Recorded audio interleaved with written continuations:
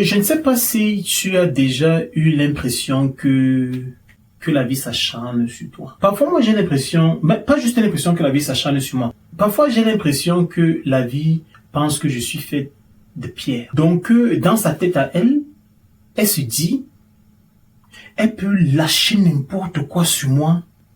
Normalement, je dois tenir. Parfois, j'ai cette impression-là.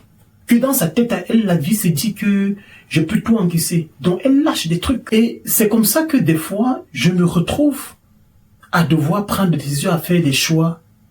Pas que difficiles. Parce qu'un choix difficile, c'est un truc. Moi, plutôt des choix pénibles. Des choix qui font de la peine. Et j'ai remarqué que il y a des fois, tu dois choisir, tu dois faire un choix net, ferme, explicite, afin de pouvoir progresser et avancer. Bon, ça c'est bien sûr, ça je pense que à un certain âge on l'a compris. Normalement, à un certain âge on a compris que pour pouvoir avancer, des fois, tu dois prendre des décisions et faire des choix. Et ces choix-là impliquent souvent, très souvent, se détacher. Surtout pour quelqu'un qui veut progresser vers un objectif, vers une vision, vers un rêve, vers une nouvelle vie. Ça peut être des objets dont on doit se détacher. Ça peut être des choses qui relèvent de ta personne, comme des habitudes. Mais parfois, ce sont des gens. C'est le plus dur, à mon avis. Il faut se détacher des gens. Il faut se séparer des gens. Mais ça fait de la peine. Et c'est ça qui m'a interpellé. J'ai réfléchi à cette question encore récemment parce que je lisais un texte de la Bible qui parle de la période où Jésus recrutait ses disciples. Il rassemblait ses disciples. Il constituait son équipe. Et puis, il a rencontré ces deux messieurs qui travaillaient dans la barque et puis les a invités à le suivre. Et la Bible nous dit d'eux que ils ont abandonné la barque et leur père pour pouvoir suivre Jésus. Se détacher des gens, c'est très difficile parce qu'en fait, lorsque tu acquiers un objet, un téléphone, tu achètes un nouveau téléphone, tu sais que ça a vocation à être avec toi pendant 3, 4, 5 ans, 6 ans. Bref, tu sais qu'il y a une fin de vie. Ça a vocation à se détacher de toi à un moment donné.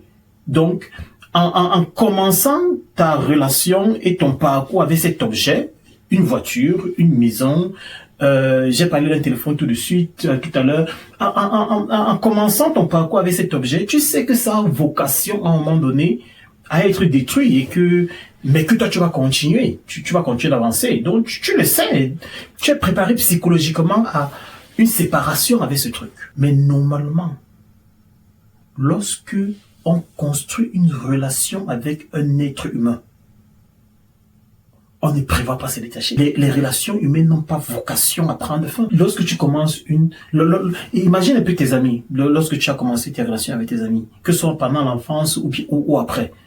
Mais tu ne commences pas ta relation en te disant, dans 3 ans, 4 ans, 5 ans, c'est... Non.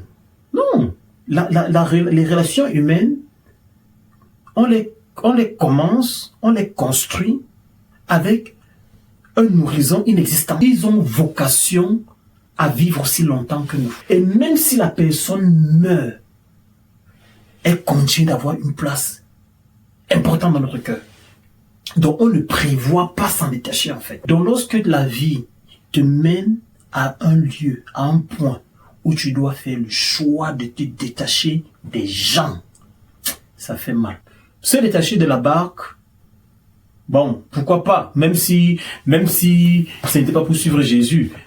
Dans le cas, si, mais par analogie, on peut imaginer que on se détache d'un objet pour plein d'autres raisons, pour commencer une entreprise, pour commencer une nouvelle vie. On peut imaginer plein de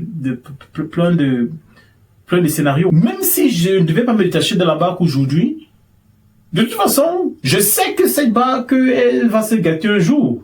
Je le savais quand je l'achetais, quand je la construisais, je le savais. Donc j'ai pas mis tous mes organes dessus. Il n'y a pas mis tous mes organes. Il y a quand même partie de certains organes vitaux qui ne sont pas dans la barque. Alors que les relations humaines, lorsqu'on les construit, on les construit sans planifier, sans prendre en compte leur fin de vie. On construit des relations de vie comme si elles seront éternelles. Du coup, le jour où on doit décider d'y mettre fin, ça fait trop mal. Pour moi, je n'appelle pas ça des décisions ou des choix difficiles, j'appelle ça des choix pénibles. Ça fait de la peine, beaucoup de peine, beaucoup.